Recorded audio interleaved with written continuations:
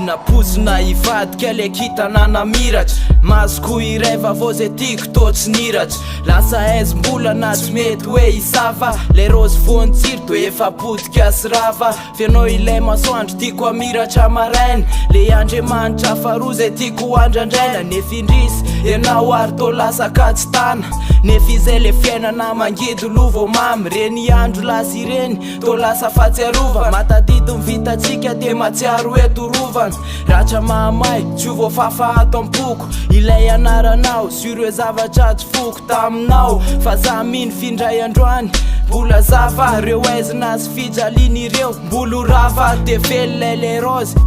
rose pitiavako fa androany aloha le sedraka mandana rahavako tsy napozina toko ireo zavatra nitranga fa nivadika ho mainty ilay lanitra efa manga tsy napozina toko ireo zavatra nitranga fa nivadika ho mainty ilay lanitra efa manga raha ionako fiainako fiaina atao ohatry zao fa zay tiako sy niriko rehetrarehetra tô nandao fa lasa ianao androany rilay fitarainako fitiavana nilaiko nefa tô sy antoniny ainako ianao le tiako sy nameny foko ohatry say nametrahako ny fitiavako rehetra tatapo nefa indrisy fijaliana sy tô ratra mahamay na le rosy menamena ary tô lasa niovaloko lasa mainty vokatry ny fijaliana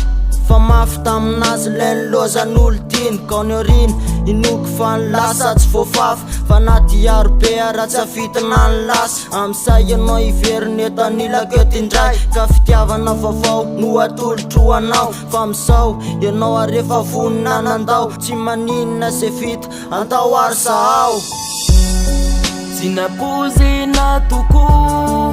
ireo zavatra nitranga